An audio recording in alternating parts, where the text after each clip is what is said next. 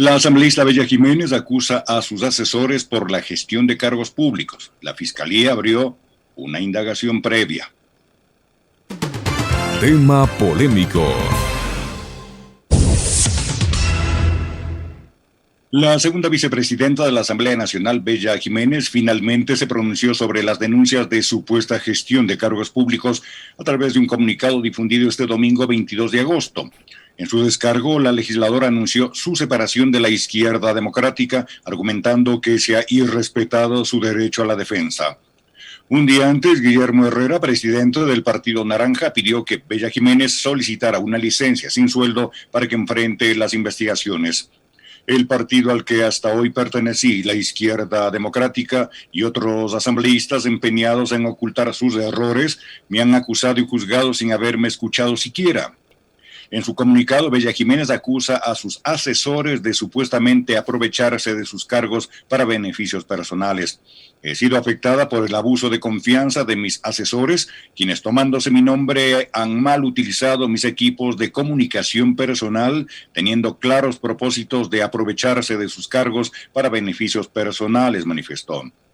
La legisladora reaccionó 2 días después de que el portal Periodismo de Investigación y La Historia divulgaran audios, mensajes e imágenes sobre supuestas gestiones para entregar cargos públicos. Se atribuyen a Bella Jiménez expresiones como: en este momento estoy haciendo ratificar un gerente del Hospital Guayaquil y de lo suyo ya está listo. El ministro me dio luz verde para el CTE en Guayas. También se difundió otra conversación en la que Jiménez habría solicitado un depósito de $3,000 en la cuenta de su hijo para el cargo de asesor nivel 2 en la Asamblea Nacional. El caso ya está en manos de la Fiscalía General del Estado. El presidente de la Comisión de Fiscalización, Fernando Villavicencio, anunció que se abrió una indagación previa tras la denuncia que presentó el viernes contra Bella Jiménez. El legislador fue convocado a rendir la versión hoy lunes Carlitos. 23 de abril a las 8 de la mañana. Carlitos. Mientras tanto, el Comité de Ética y Disciplina de la Izquierda Democrática expulsó a Bella Jiménez de la organización y anunció su separación de ese bloque legislativo. En Pichinchopén, opina Alexis Moncayo, tiene la palabra. 7 de la mañana con 5 minutos. Como vemos, la Asamblea Nacional que tenía, y creo que esto lo comentamos con ustedes en varias ocasiones, esta Asamblea Nacional, la que empezó el pasado 14 de mayo, con tropiezos, con algunos problemas para elegir a las autoridades, y fíjense ustedes que como resultado de los procesos de diálogo, de conversaciones y de la operación política que generaron en esa época los señores de Creo, de la ID, de Pachacuti y los independientes, dio como resultado la elección de estas autoridades que tiene la Asamblea. Pero yo les decía, como para no desviarme y poner en orden las ideas, esta Asamblea tenía la brillante oportunidad de diferenciarse, de distanciarse de todo el proceso legislativo anterior, 2017-2021, que fue un desastre, que tuvo lastres como por ejemplo esa suerte de aniquilamiento mutuo, ¿no?, entre los pro y los contra, cuando destituyeron a Sofía Espín, a Norma Vallejo, a Ana Galarza, a fulano, a sultano, a mengano, y empezaron ahí una guerra fratricida entre bancadas, aniquilándose entre ellos. Fue una asamblea que durante la primera mitad de periodo tuvo 2 presidentes, José Serrano, que fue destituido pero de su condición de presidente, más no perdió su calidad de legislador, y ahí hay un tema que creo que algún momento habrá que conversarlo, discutirlo. Cuando la asamblea decide destituir, censurar además al fiscal de entonces, Carlos Vaca Mancheno, la asamblea también decide despojarle del puesto de presidente de la asamblea, José Serrano, pero no lo despojan de su condición de legislador y todas las atribuciones y competencias que tiene un asambleísta, y beneficios, por supuesto. Entonces en la primera mitad de periodo estuvo Serrano y estuvo Elizabeth Cabezas también involucrada en una serie de cosas raras, operadora del morenismo en esa época. Recordarán cómo recibía llamadas de María Paula Romo, quien le decía cómo tenía que operar, cómo tenía que votar, cómo tenía que dirigir a las otras bancadas, a las que les identificaban con unos motes ahí bastante impronunciables en un espacio como este. Y después vino el periodo de Litardo, que se caracterizó por ser una asamblea absolutamente blandengue, sumisa, que era un reproductor nada más de las políticas, los discursos, los relatos y las obras del gobierno de Lenín Moreno. Litardo fue un títere del gobierno de Moreno, fue un títere del ministerio liderado por María Paula Romo y por Roldán y todos esos, ¿no? Y en ese periodo se conoció que la asamblea funcionaba de acuerdo a los famosos repartos, ¿no? Se repartieron hospitales, se repartieron entidades públicas, cuotas de poder, se repartieron todo lo que encontraban a su paso, y eso se evidenció, fíjense ustedes, en medio de la pandemia, ¿no? Cuando el país necesitaba tener un sistema de salud lo suficientemente consolidado, lo suficientemente eficiente y profesional como para poder atender las miles de urgencias y necesidades que tenía este país en ese momento. Resulta que los ecuatorianos nos enterábamos de que los hospitales, de que todo el sistema de salud había sido repartido como una torta, ¿no? Por parte de la señora María Paula Romo, que era la que, a través de ese mecanismo del reparto, conseguía los votos para aprobar leyes que eran a todas luces, además impopulares, leyes que iban en contra de la mayoría de ciudadanos ecuatorianos, leyes que, como la ley humanitaria, ¿no?, facilitaron y posibilitaron los despidos intempestivos de cientos y miles de trabajadores de empresas públicas, de empresas privadas y de organismos públicos también. Entonces, ahí nos enteramos, ¿no?, en medio de la pandemia, cómo operó esa mayoría a través del reparto y cómo nos dimos cuenta además de que esas mayorías estaban pegadas precisamente por estos intereses, que terminan siendo intereses muy particulares, intereses muy personales, no son ni siquiera intereses de grupo, que digamos se basen en quizás la necesidad de operar políticamente para beneficiar a un sector de la economía, un sector social del país. No, no, no, eran intereses personales, eran cosas muy, muy personales, individuales totalmente. No había política, no había diálogo, había presión, había extorsión y había chantaje. Y había compra de conciencias a través del reparto. Eso es lo que hubo durante el periodo anterior. Y les digo, es lamentable porque esta asamblea que empieza sus funciones el pasado 14 de mayo, tenía la brillante oportunidad de diferenciarse de este periodo horrible que acabo de relatarles y resumirles en unos escasos 4 o 5 minutos, ¿no? De esa asamblea de los repartos, de esa asamblea de la troncha, del chantaje, de la extorsión, podía haberse diferenciado, pero resulta que no. Y es lamentable porque, una vez más, y yo creo que acá tiene que ver y mucho la corresponsabilidad que tienen las organizaciones políticas a la hora de proponer candidatos, de armar sus listas, y también los votantes, los electores, nosotros, los ecuatorianos, los más de 13 millones de ciudadanos que vamos cada 4 años o cada 2 años o cuando se les ocurre llevarnos a los políticos a las urnas a votar, y tenemos que elegir. Ahí hay un tema de corresponsabilidad y eso es algo sobre lo cual creo yo hay que hablar todos los días, insistir todos los días, porque si no pasan cosas como estas. Pasan cosas como estas, porque a partir de, digamos, estos nuevos cuadros que han llegado a la asamblea, se ha hablado mucho del tema de la renovación, pero la renovación no, ya vemos ahora mismo que no es garantía de absolutamente nada. La renovación no es garantía de absolutamente nada, porque las prácticas siguen siendo exactamente lo mismo. Lo único que cambian, y estamos viendo, lo único que ha cambiado, ¿saben qué es? Son los nombres, porque las cosas se siguen manejando de la misma manera que hasta el 13 de mayo del 2021. Ojalá en algún momento los ecuatorianos podamos, no sé si sentirnos orgullosos, no sé si algún día lleguemos a ese nivel,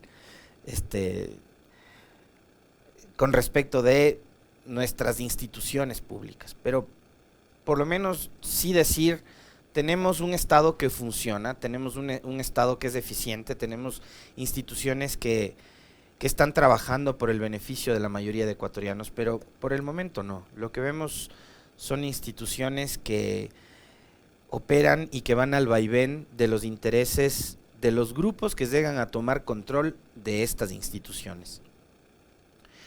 La nota que daba lectura el profe resume bastante bien este nuevo escándalo, este nuevo episodio que causa vergüenza al país y que además yo creo habrá que esperar y ver cuál es el desenlace, porque también es muy fácil agarrar un micrófono, una cámara y empezar a acusar. Es muy fácil coger un paper y empezar a escribir y, digamos, empezar a relatar supuestos actos de corrupción sin haber constatado, sin haber verificado y sin haber conversado con las partes. Ojalá en los próximos días podamos en este espacio tener a la asambleísta Bella Jiménez para poder conversar con ella y saber cuál es su versión de los hechos que se le atribuyen a ella y a sus más cercanos, ¿no? Porque creo que está involucrado hasta su hijo en este caso. Y ya se está volviendo una costumbre eso, de involucrar a los hijos y a los familiares en el manejo de la cosa pública. Pero a mí lo que me llama mucho la atención es que también se está volviendo costumbre, ¿saben qué? Y esto es, digamos, una constante en la clase política de este país. Primero, victimizarse. En este país todos los políticos, cuando se les señala de algo, se declaran automáticamente perseguidos. Eso es un hecho. Creo que es parte del manual, ¿no? En el manual les dicen que cuando se les acusa de algo, lo primero es declararse perseguidos.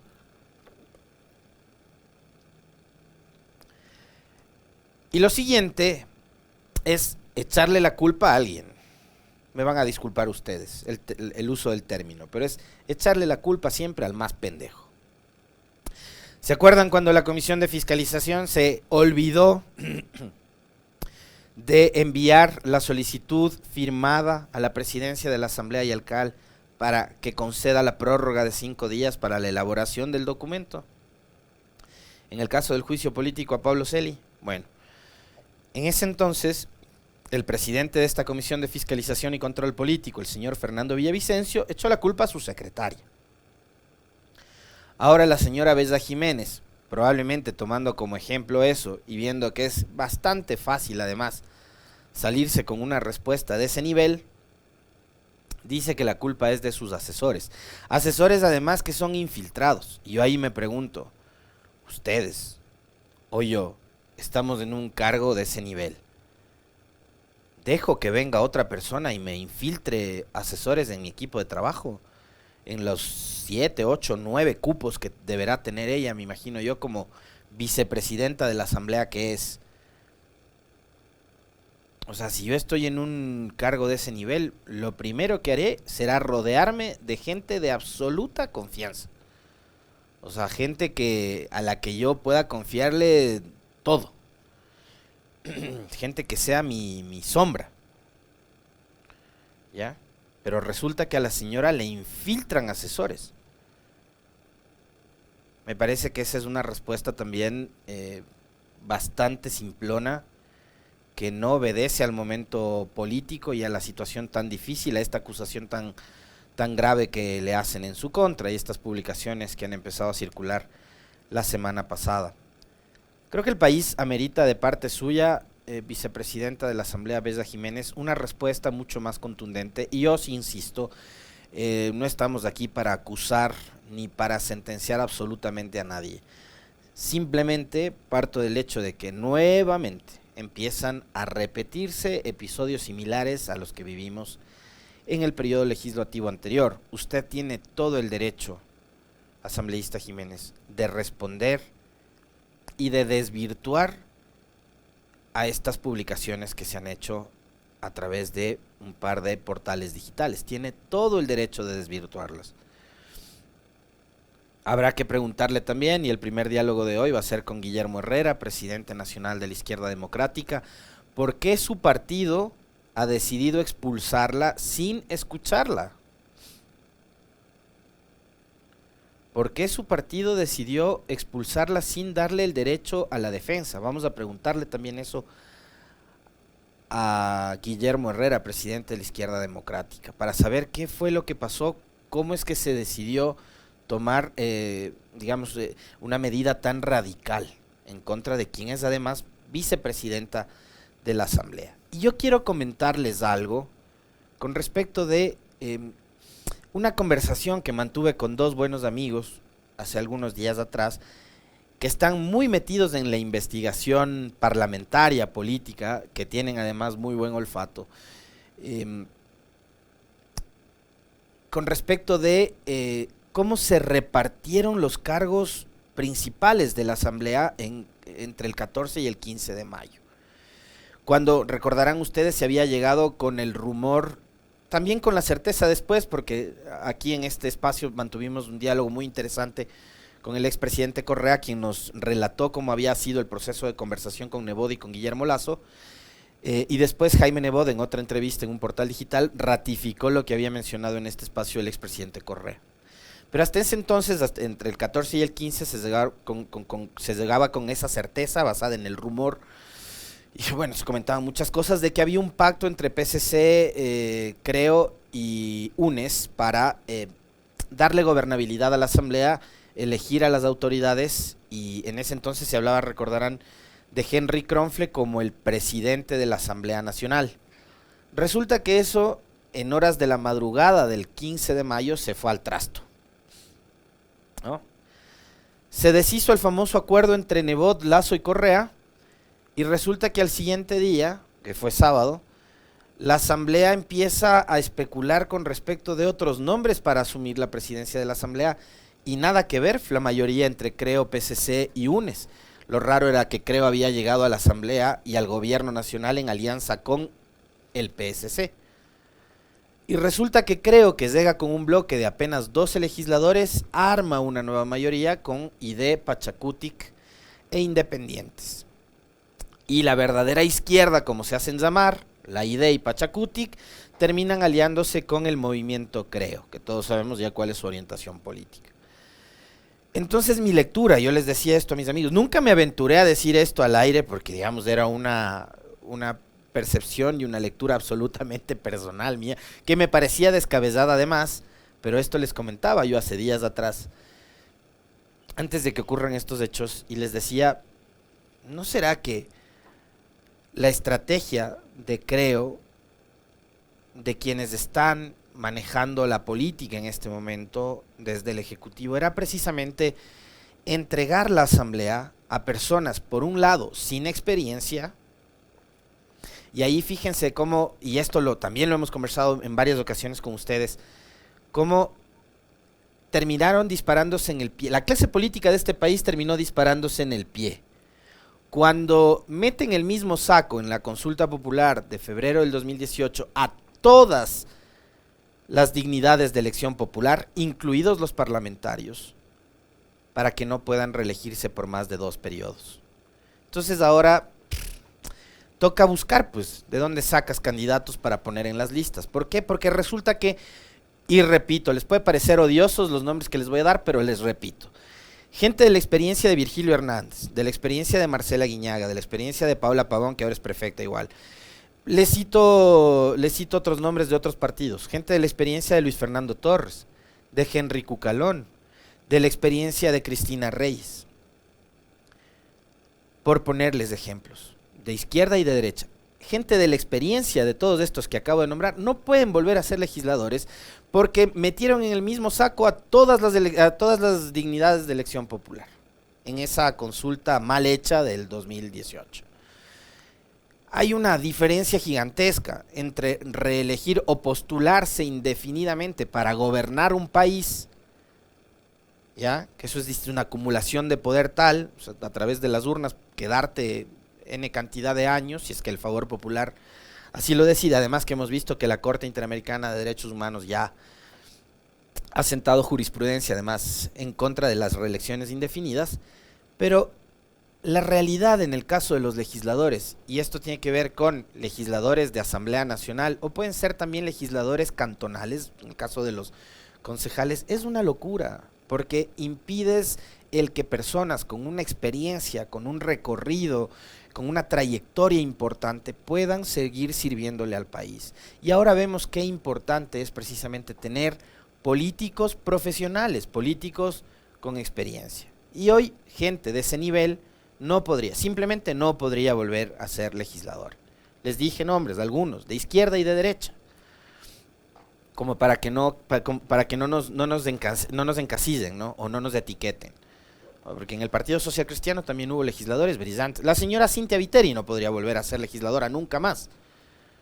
¿Por qué? Porque ellos mismos propusieron el 7 veces sí, en donde metieron en la colada a todas las dignidades de elección popular. Entonces, negada la posibilidad de ser reelecto como legislador. Y yo les he puesto ejemplos. Ted Kennedy en los Estados Unidos murió siendo senador. Bernie Sanders, no sé, lleva 40 años siendo senador en los Estados Unidos. Político de una experiencia y de un recorrido muy importante. Entonces acá los ecuatorianos, como estamos reinventando el agua tibia además en política permanentemente, entonces queremos elegir autoridades de los organismos de control por participación ciudadana, nos inventamos el consejo. Queremos nuevamente que vuelva la asamblea para politizar la elección de las autoridades, metemos una consulta popular ahí medio tramposa, quisimos hacer una reforma vía asamblea. O sea, estamos todo el tiempo tratando de inventarnos cosas, como que si las instituciones se arreglarían con reformas legales o con modificaciones cada 2-3 años, y no es así. Mientras los políticos, mientras las personas no cambien la actitud y la forma de hacer política, este cuento no se acaba y vamos a seguir repitiendo y repitiendo y repitiendo estas mismas prácticas. Entonces, ¿qué les decía yo a mis amigos? Me parece que la estrategia era poner a gente sin experiencia, sin talento, y vemos ahora probablemente, si es que se confirma, hasta con rabo de paja, para terminar deslegitimando y desprestigiando a la Asamblea Nacional, y quién sabe si reforzando esos discursos totalitarios de es necesario ir a una muerte cruzada porque esta Asamblea no sirve para absolutamente nada.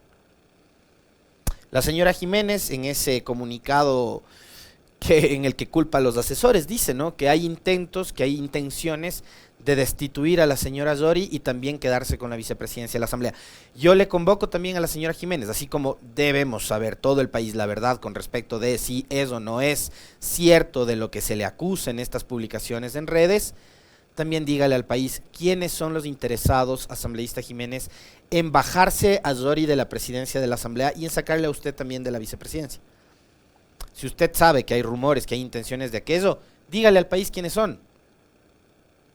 Porque, como les digo, desde mi punto de vista, acá hay plenamente una estrategia de que nada funcione. ¿Saben qué es lo único que está funcionando en este país? Lo único que está funcionando en este país, en lo nacional me refiero, ¿no? Porque hay gobiernos locales que funcionan, pero en lo nacional, ¿saben qué es lo único que está funcionando? Es la vacunación.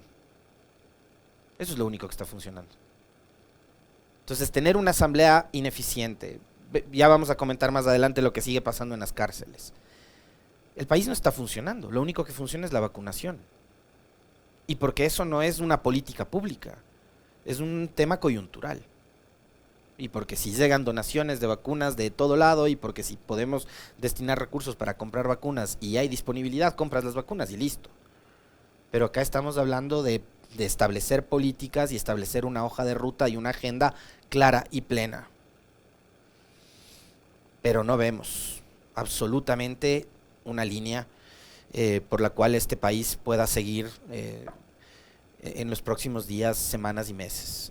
A mí sí me preocupa y muchísimo que esta asamblea se siga empantanando en estos escándalos y no avance un milímetro. El juicio político hacia él y se acabó. ¿Qué viene después?